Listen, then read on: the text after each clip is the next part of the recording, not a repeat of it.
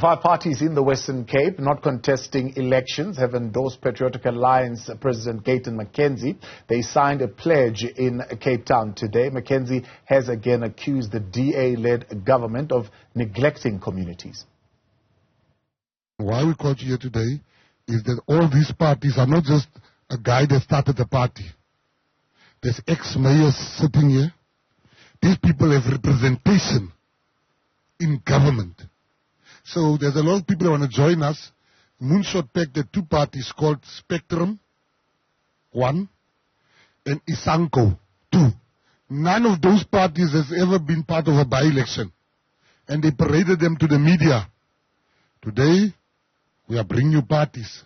But unlike Spectrum, unlike Isanko and all the other parties they have there, all these parties has representation in different councils in the Western Cape.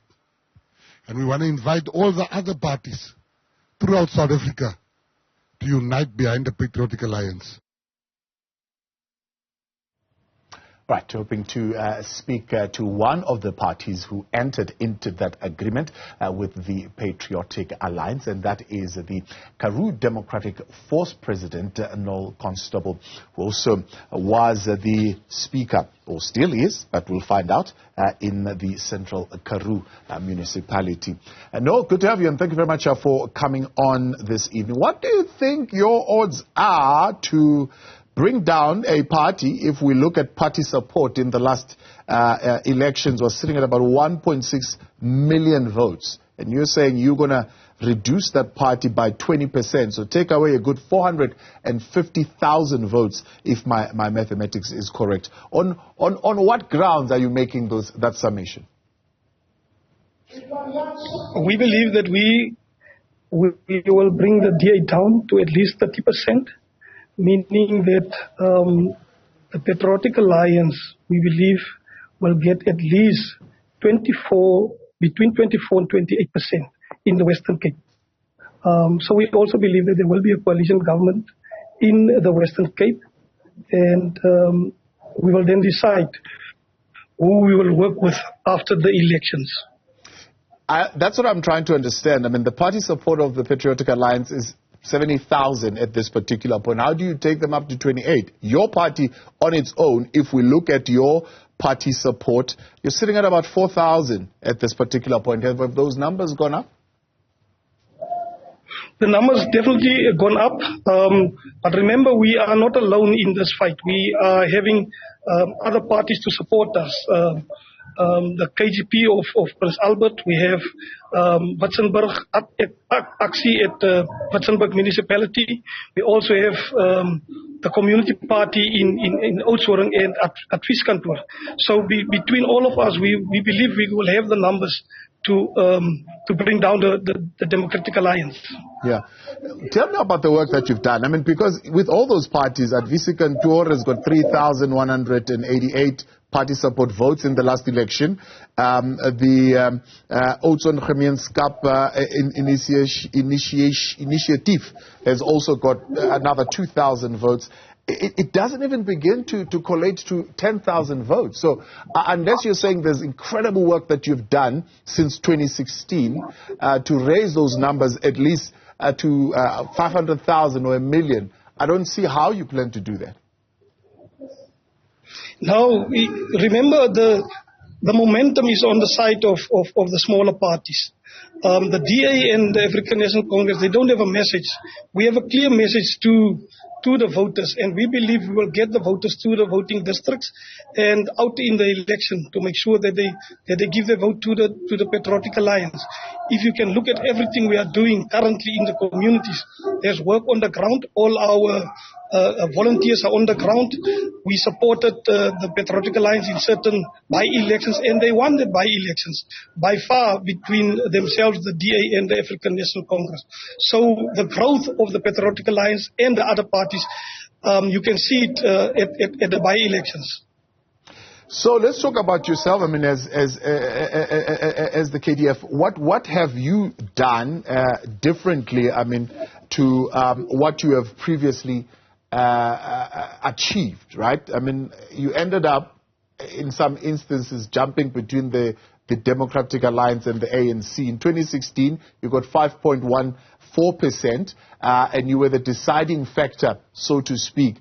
You chose to go with the ANC, but eventually you also left the ANC and went with the DA. So what have you done at this particular point? No, you see what, in 2016 we first go with the Democratic Alliance. So we were first in coalition with the Democratic Alliance before we go to the ANC. Yes. And that's where we found that the Democratic Alliance is not a reliable coalition partner. They don't want to listen to anybody. They want to have their own agenda, and the manifestos of smaller parties are not really effective for them. And that's why we left them in 2018 and then moved to the African National Congress. And we are still in coalition with the African National Congress because we have the same base and we have the same message. We have the same, we want the same for our people on the ground. And currently we are in a coalition with the African National Congress and the Patriotic Alliance. And if you look since 2021, the last local government election, you will see progress in the municipalities where we are governing. So others would say that that's precisely the challenge that you are faced with, to convince people that you will be any different from the ANC, because the Democratic Alliance would say that in the municipalities where you govern. Now, you still speak up, by the way, no?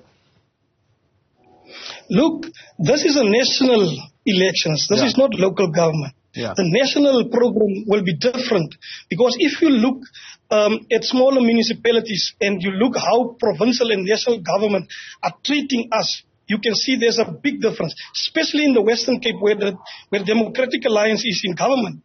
Look at the places where they govern as the DA in municipalities, and you look at the resources that they send there. And then you look at municipalities where they don't govern. You can see the big difference between how they send resources to that municipalities where they govern and how they send resources to municipalities where they don't govern. Yeah. And that is for us the process and the program. How do we influence the processes and the legislation on giving to the poorest of the poor, and deliberate and also discuss and distribute the different resources when it comes to the Division of Revenue Act and the funding to municipalities. Precisely, but you're not at national government, you are at local government, so the voter is going to judge you based on your performance at local government, because they don't have anything else to go by. And if we look at that, it doesn't paint a picture that is any different to what the ANC has been doing on the ground. You see, that's where we have the problem. You're looking at us as local government, municipalities and councillors. Everyone starts at the bottom and you work yourself up to the top. This is the first time for us to contest in the national government. We have a story to tell. If you look at the current situation of Beaufort West municipality, where I am the speaker, and you look at the previous situation, you can see there's more positives coming into the municipality where we currently stand. And that is a track record that we show to the municipality and to the people of the Central Karoo and around. Yeah. People say, for example, yourself, you've got a matter in 2021 with Quinton Lowe, that is before the Beaufort West court, and they look at those issues and they say, well, what is the difference that you're going to bring? Thabo, and that is the problem. You see, that is the way the DA treat us. Just before an election, because that was a local government election, and we were supposed to win that election. 2 weeks before that local government election, the DA came with nonsense. Currently, there's nothing happening on that court case. Nothing. For 3 years, we up and down, and there's no proof of what we've did. But that is the strategy of the DA. When you're black, when you're colored, you are corrupt, you are stealing from people, and they are also the people that are stealing. We are not stealing, we are doing it for our people. They don't have evidence, and the evidence is not there, and currently, even in the court, they can't show us any evidence, and we will come back, I'm telling you, we will come back to clear our names as soon as the court wants us to do that. Are you maintaining then your relationship with the ANC in that local government? We are maintaining our relationship in Beaufort West and other municipalities in the Central Karoo because we are in coalition, and the councillors of the African National Congress, I believe, in Beaufort West are good councillors. They understand the processes and legislation, the Municipal Finance Management Act, Structures Act, and we are dealing with issues on a merit basis, and we are making sure that the people of Beaufort West getting the services that they're supposed to get. Yeah. Gayton McKenzie was mayor of the Central Karoo for a bit, made some promises. Was there a massive difference that he made in as far as one of your key areas that you call for economic freedom for the people of the Central Karoo? Gayton McKenzie, when he came to Beaufort West in the Central Karoo, remember he became a councillor in Laingsburg municipality, and from there he was the mayor of the district municipality. The one thing I can tell you that Gayton McKenzie did and brought to the Central Karoo is hope, and made us understand that there's more to give and more that you can do to the people on the ground. He showed us another way of governing with the assistance of councillors in the municipality. So he understands corporate world, he understands how to do business, and that is his strength. And he showed us that if you want to broaden the scope and bring economic development to the people, you have to make sure that there's an atmosphere for investors to come to your area. Not only the Central Karoo, but all over. If you want people to invest, you have to make sure that you have the correct services in that area. Did you address your supporters and those who would have given you their votes in 2016 to say you are now going to take those votes and give them to the Patriotic Alliance? How did that meeting go? Remember, all of us have structures. When you're in an organization, you do have structures. So we have structures. We have a central executive committee, we have a regional executive committee, and we have branch structures. We've addressed them at several occasions. We've understand and make them understand what is the reasons for us to join forces with the Patriotic Alliance. And when you look currently now, the forces of the Karoo Democratic Force is on the ground, making sure that people understand the message. We have volunteers that is working specifically on the messaging of the Karoo Democratic Force and the reason why we support the Patriotic Alliance. So we are busy, we are working, and the people understand the message that we have sent to them. Yeah. Is this a coalition? Is this a voting arrangement? Do you have an agreement with the Patriotic Alliance for positions in the province? Look, we don't do this for positions. We don't do it for anything else, but to make sure that we have another government in the Western Cape and making sure that Gayton McKenzie becomes the Premier of the Western Cape. If he comes back and give us anything, then it's fine. But this is a gentleman's agreement, and we've started this agreement in 2022 already. And he have never failed us, he have never lied to us. He's an honest man, he's a man that sticks to his word, and as I said this morning to the media, he walked the talk. When he says something, he's doing it, and we trust him and his word. So one of the issues that are big for you as the KDF is the question of black economic empowerment, how it's currently perceived and maybe how it is currently done. Just talk to me about what that would look like in a Patriotic Alliance-led administration in the province. The key issues for the Karoo Democratic Force, remember I was also the executive mayor of Central Karoo 2016 and then became the executive mayor of Beaufort West municipality.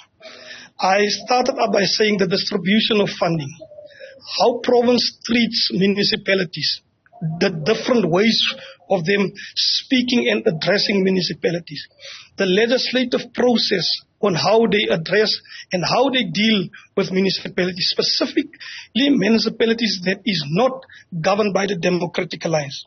So we believe the Patriotic Alliance will have another approach because we work with one another at a local level. There will be a difference in legislature. There will be a difference in how they distribute funding and resources to municipalities. There will be a difference on how they support municipalities, because provinces are supposed to support municipalities and not supposed to hunt municipalities that is not part of their political sphere. Yeah. So you're saying your message is in terms of policies, because parties are contesting on manifestos, largely to your supporters, you're saying it's based on the fact that this administration of the Patriotic Alliance, given a chance, will better support municipalities. That's my message. But also, remember the manifesto of the Patriotic Alliance is talking about bringing God back to our communities, bringing God back in society. That is a very big thing for us. We believe that in the manifesto, the 6 points that the Patriotic Alliance is putting on the table, that is what draws us, and that is what makes our supporters believe that there can be a difference. So the manifesto with the bylaws and the policies, if you combine that, we believe we can do better than the Democratic Alliance. Noël Constable, appreciate your time. Thanks so much for coming on. President and leader of the Karoo Democratic Force, one of the 5 small political parties in the Western Cape that are going to be putting their weight behind the Patriotic Alliance in a bid to oust the Democratic Alliance in the Western Cape.